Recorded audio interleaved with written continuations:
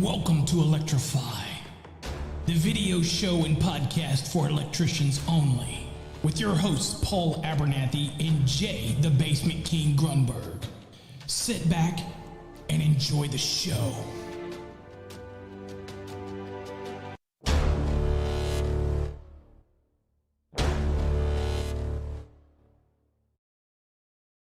What up, everybody? Welcome to another episode here on Electrify. This episode is dedicated to helping you become better at researching the National Electrical Code.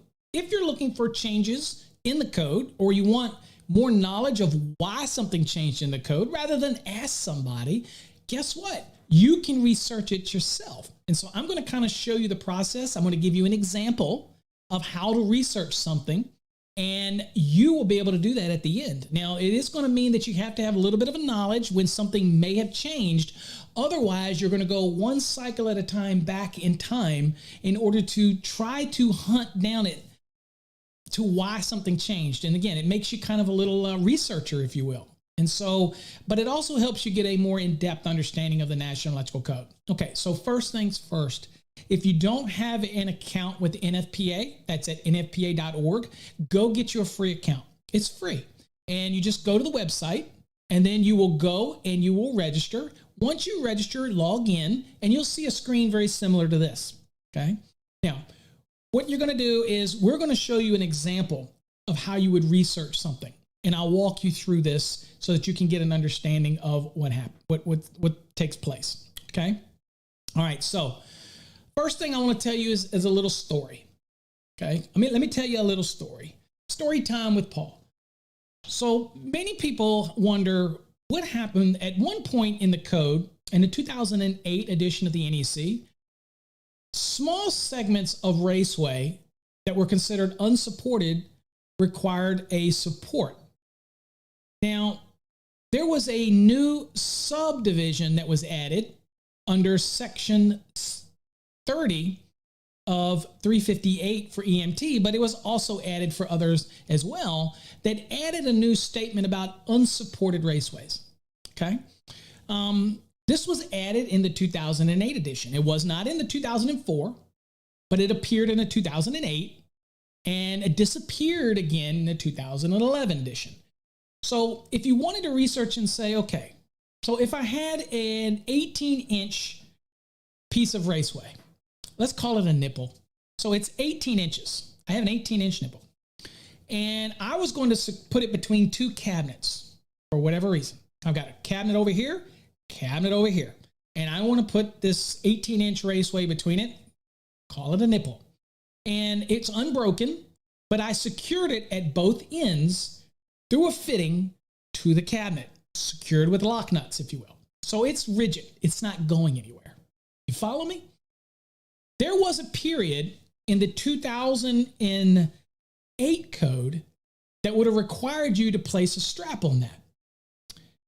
Reality was, what the code says is that, for example, EMT, we'll use EMT, that you could go from the termination, you have to secure the raceway within 3 feet of the termination of that EMT tubing.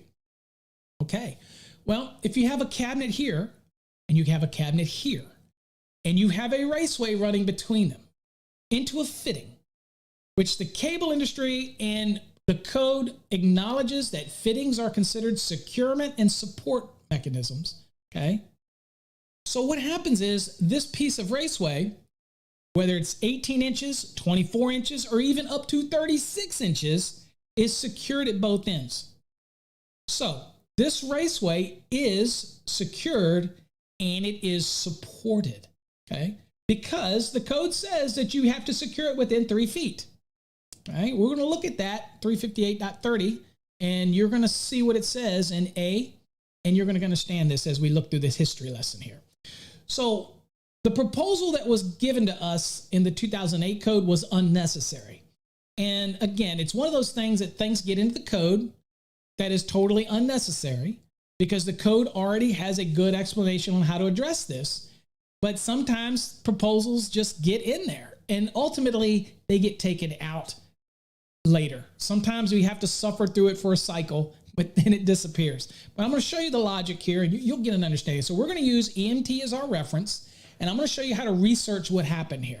Now, again, it does help you to know when something appeared and when it doesn't. And the good thing about the NEC today is that new stuff is highlighted, so you can see what changed. And if you want to research it and learn why something changed in the code, that's a great way to look at it and then go back into the code, go back into the NFPA's website and look and see the rationale for why something changed.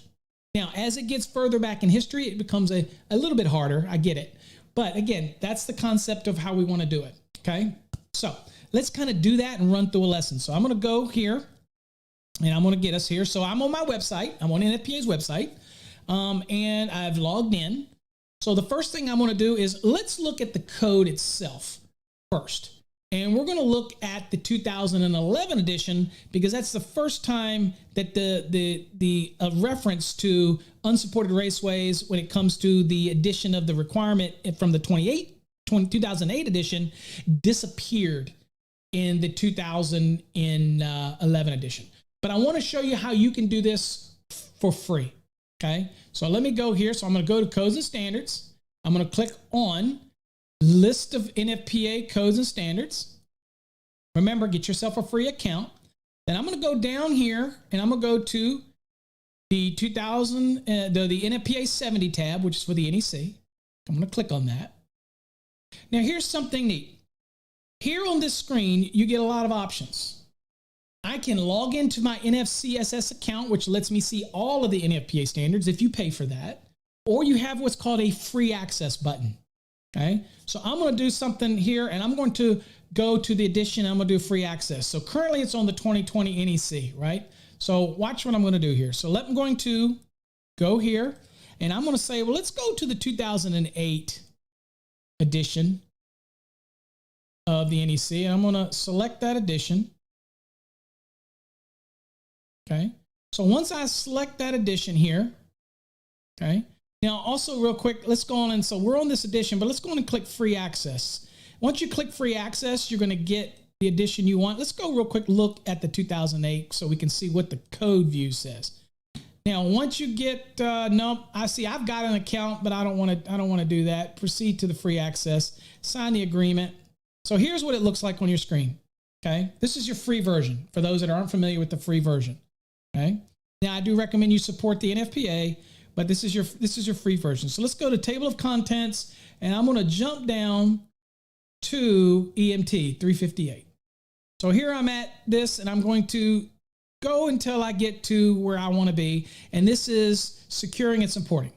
Okay. So this is and then you know what?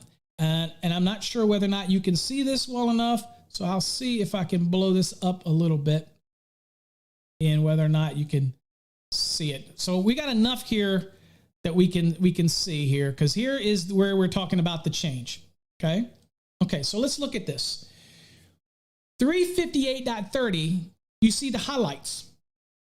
So these highlights are letting me know that there was a change for this edition. And that was the advent of C. What does C say? Okay. So here's C and I'll try to see if I can't blow this up a little bit more. Okay, here's what it says. It says, where oversized, concentric, or eccentric knockouts are not encountered, type EMT shall be permitted to be unsupported where the raceway is not more than 18 inches, okay, and remains in unbroken length without coupling. Such raceways shall terminate at an outlet box, device box, cabinet, or other termination at each end of the raceway. So in the 2008 edition, this was introduced. Now we want to see why this was introduced. Okay, so I'm using this as an example because this disappears in the 2011. Okay, but we're going to research it. We want to see why this is, because this isn't standard industry practice. Standard industry practice would say, look, if I have two cabinets and I have an unbroken raceway in the middle, that even if it was 3 feet between it, it would not require any individual support for that raceway. Why? Because it's considered secured and supported at its termination. But this was introduced. So we're going to read the rationale And then I'm going to walk you through how this changed, because this was an unnecessary addition to the National Electrical Code. Okay, so I'm going to walk you through it. So let me go on and get back here. So that's where we're at. Okay, so as you can see, this being the free version of the NEC. Okay, so I'm going to close this down, and I'm going to reduce my screen, bring it back down to where everything is really on the screen for you. Okay, so let's do a little research. First thing I want to do is I want to see what was the basis point of getting this in the 2008 NEC. That's the first thing I do as I'm researching a change. Why did this get in there? Okay, so we're going to go do it. I'm going to go here. So I'm going to go to the current and prior editions. I'm going to come down here, and there's a drop down list here. You might not be able to see it because of the way the screen capture goes, but I'm going to select a 2008 edition, and then I'm going to hit select edition. Now, once I select that, you're going to scroll down and you see a lot of information. We're going to go to the very first part of our research, and that is the report on proposals. Now, today they're called public input and public comments. These public inputs are now available in TerraView, which is a lot easier way to look things up. You don't have to worry about a PDF or all this kind of stuff, right? But we're going to show you what you would do if you had to go back in time when it was on PDF version. So here's the report on proposals. Okay, so we're going to go look at the view, and here we are. Now I'm going to increase this so you folks can see it a little bit. Now what I'm going to do is I'm going to go down to the article that deals with the EMT. Okay, so it'll take me a second. I will scroll down and look for it. Bear with me as I do this. Don't get dizzy along the way. And we're going to try to find it. Okay, we're pretty close. So we're going to individually scroll now. Okay, there's Liquid. There we go. Here's EMT. We see it right here. Okay, so now we've got this EMT. So what we're going to do is we're going to look for section 30, because we want to see how the C statement got put in there. Okay, so let's go and see what we got. And we're going to go scroll down until we get to, there's 12. Okay, here's somewhere. So something tells me it's going to start down here. Okay, here we go. So the first thing that you want to look at, if you just want to read rationales, you can look at the rejected. But we know that the C was added. So we're going to look for those that were accepted. Okay, so this was accepted, and any of the other 30s weren't accepted. I'm looking up here and see this was rejected for 30. So we're going to deal with what was accepted. So here's the rationale for accepted. It says, add the following text to 358.30. Okay, so this is 8-104, the log. This is to Code Panel 8. It was accepted by Code Panel 8. And the rationale, and again, it wasn't a unanimous, it was 10-2. Okay, but here's what they said. Unsupported raceways. Type EMTs shall be permitted to be unsupported where the raceway is not more than 3 feet in length and remains an unbroken length without couplings. Okay, such raceways shall terminate in an outlet box, junction box, device box, cabinet, or other termination at the end of the raceway. Okay, so the tubing, when it ends at a coupling, it ends at a cabinet, it ends at a junction box. It's when that joint or that stick or modified stick that you happen to cut off at certain length ends. Okay, and it ends in a fitting. Okay, now this was the substantiation for it, and you can read it. I encourage you to research it. Okay, but this was the substantiation that was given, and it said unsupported raceways are violations of the code that occur every day. Now I disagree with that, because if you read the language of the code, you're allowed to go with EMT from its termination up to 3 feet before you have a support. And in fact, even under the exceptions, it would have let you go up to 5 feet to the support. It's still supported. It's still secured. It just gives you the allowance to go up to a certain distance. Look, that's pretty solid stuff. EMT as well as rigid, IMC, it's not going to sag, okay? In fact, the code allows you to support it at 10-foot intervals for EMT. What's going to happen to that 10-foot span? If you're worried about a 3-foot You should really be worried about 10 foot. What do you want? Straps every foot? Common sense has to come into play here. So anyway, that was the rationale. I disagree. It is not a violation of the code. Anyway, it goes on to, make a substantiation. And of course, you have 10 that agree and 2 that disagree. Okay. All right. So this was accepted.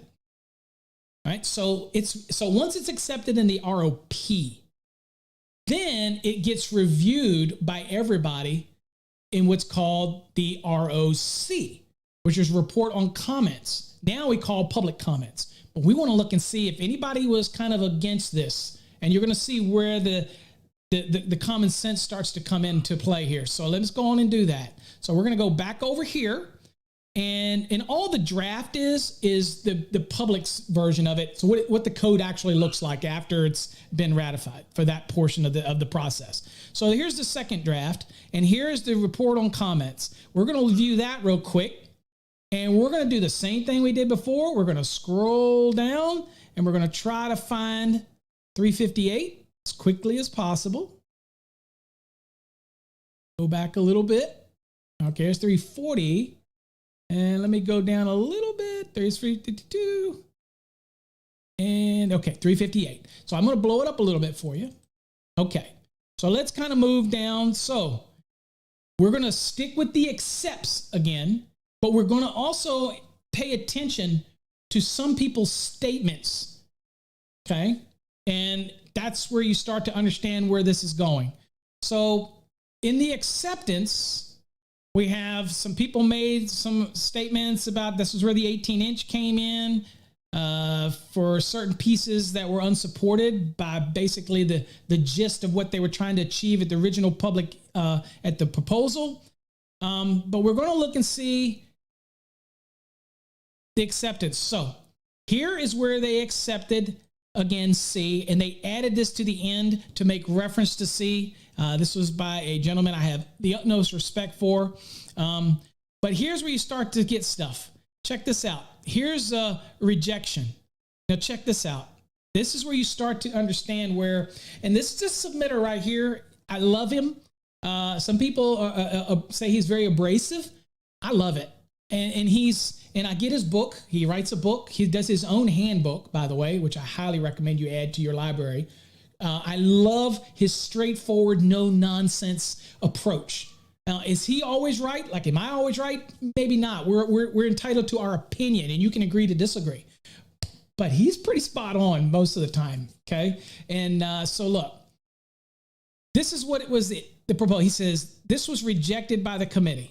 Remember, it's during this stage that they want to accept this C anyway.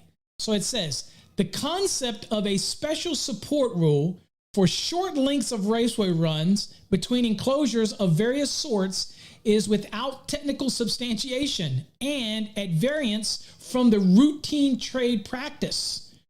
No such requirement has ever been in the NEC. In fact, if you go look at the 2005 edition, this was not there, and we've been getting along pretty well up to this point, right? Now, it says, raceways generally require support within 3 feet of termination. And when the entire length is just that long, in other words, 3 feet or less, then no additional support is ever required. In effect, a lock nut and bushing on connectors and lock nuts at each end are considered supports. This is not a new concept for the NEC. In fact, the Code Making Panel 7 just added wording under their wiring method requirements for fittings shall be permitted as a means of a cable support. And trust me, they're not trying to support anything that doesn't have rigidness to it. These are flexible cables. These are MCs, things like that, that are flexible. Yet we're considering those fittings, those connectors, as a support. You with me? All right, so if this and its companion proposals, that's for all the other wiring methods that are like this, like rigid, intermediate, EMT, or whatnot, remains accepted, the various tubular rigid raceways will be expected to grow clamps or they will look rather strange, such as in the middle of a 90-degree sweep, again, depending on the length, if it has a coupling and a 3-inch extension to make a required distance. This proposal is without precedent and addresses a non-existent problem. There was no problem here. And this submitter brought that out. All right, now the code panel responded to that and said, Section 358.30a specifically states each type of ENT shall be securely fastened within 3 feet of each outlet box, junction box, device box, cabinet, conduit body, or other conduit termination. Okay. In fact, they probably should reevaluate their statement, because EMT is not a conduit. It's a tubing, but that's okay. It happens. I get it. It should say, or other tubing terminations, or other raceway terminations. Again, tubing is not a conduit, but it is a raceway.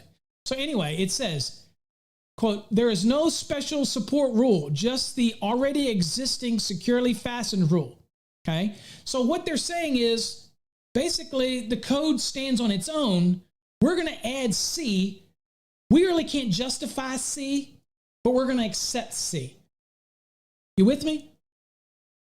So it ended up being printed in the 2008 edition of the National Electrical Code. Okay. Let's speed forward now. Let's go back up here and let's change our edition to the 2011 and click View. Okay.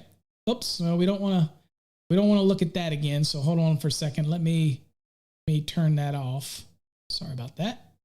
We don't really want to look at that. We want to go and do it right here. Okay. So we want to change this to 2011 because that's when we know the change took place to remove C. And now you can go down and we want to do the same thing we did before.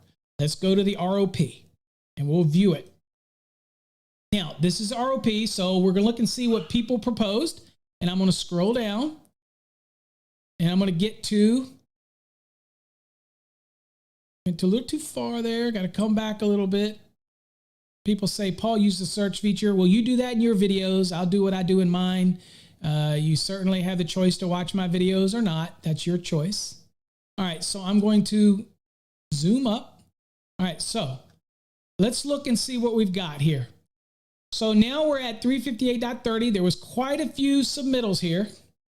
And you will notice that for C, that this was rejected. This C was rejected because they were trying to add on to the existing C. And you'll notice that this 358.30C was accepted. So that's one we want to focus on. This one was submitted by the original submitter in 2008, was rejected. And we see that this one, which is trying to add language here, get rid of that 18 inches because it was irrelevant. So people starting to jockey now and say, wait a minute, I think this 18-inch rule or this rule for unsupported is irrelevant. But they all get rejected. Why do they get rejected? Because this one was accepted. Now let's look at this one. It was submitted by somebody I highly respect. He was the president of the IAEI for many, many years. A wealth of knowledge. He is out of North Carolina area. Great guy. And he submitted the recommendation that says, look, you need to delete this provision. You need to also delete the clause at the end of 358.30 because we're going to be getting rid of C anyway, so you don't need to make a reference to it. So here's what he said. Now this is a lot of explanation. I encourage you to go do the research on it, but I want you to get to the crux of it, okay, of the point. It says right here, raceways generally require support within 3 feet of termination. And when the entire length is just that long or shorter, no additional support should be needed. In effect, the lock nuts and bushings or connectors and lock nuts at each end are supports. Now, this is pretty much verbatim from what the submitter put in the 2008 edition that was, again, at the final stage of the ROC that the code panel rejected. And they went with 358.30C, and they rejected his rationale, which was good rationale.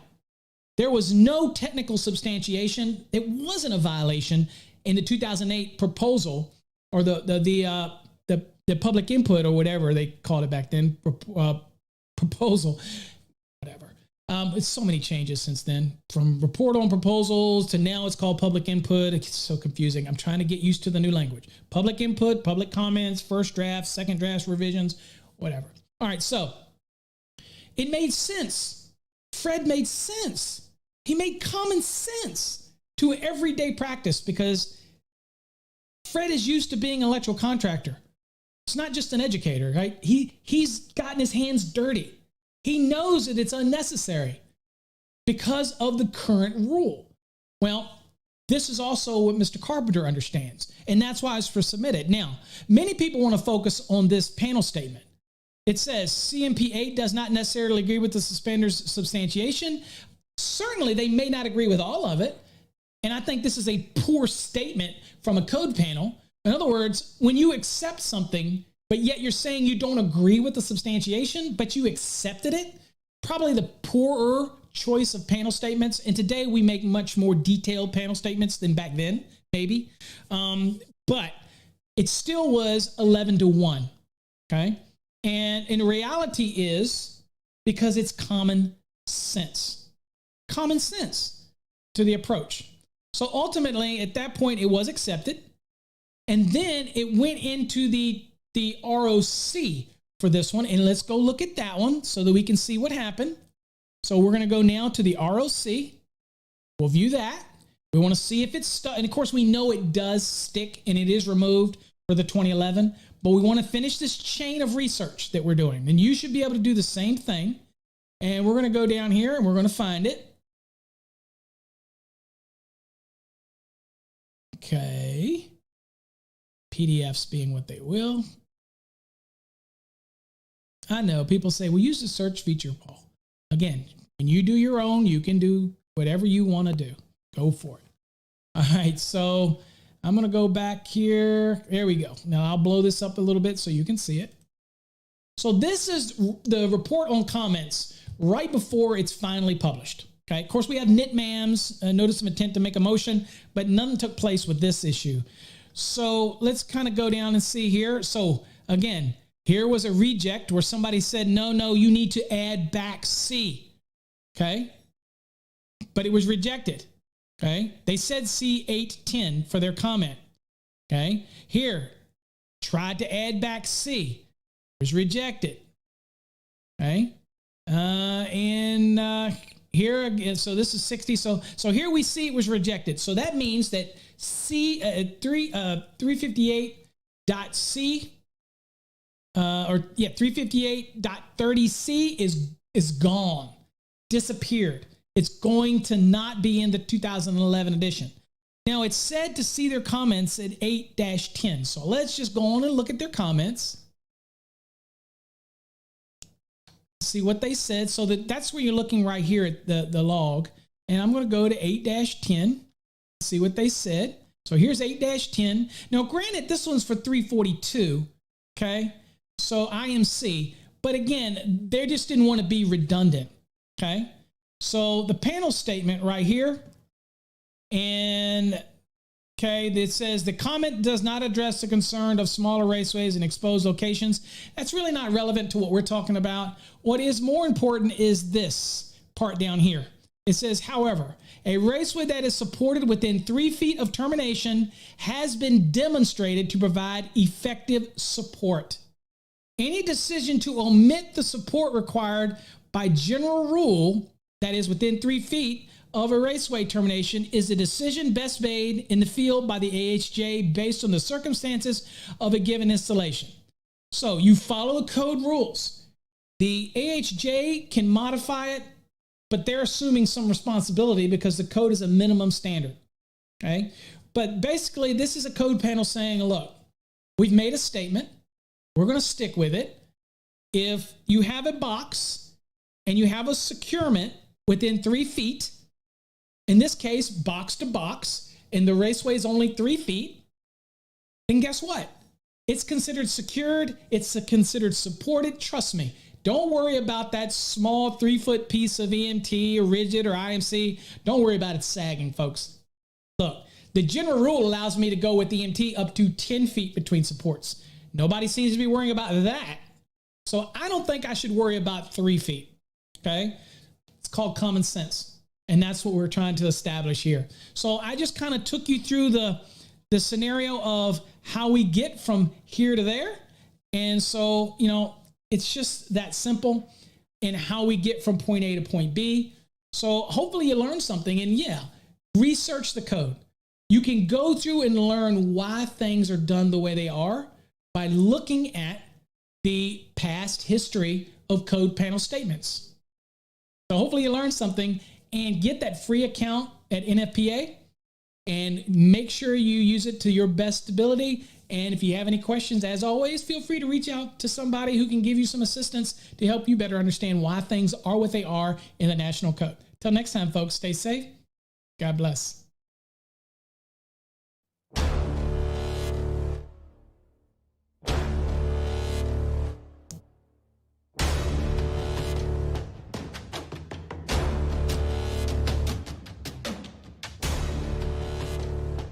You've been listening to Electrify with your hosts, Paul Abernathy and Jay, the Basement King Grunberg.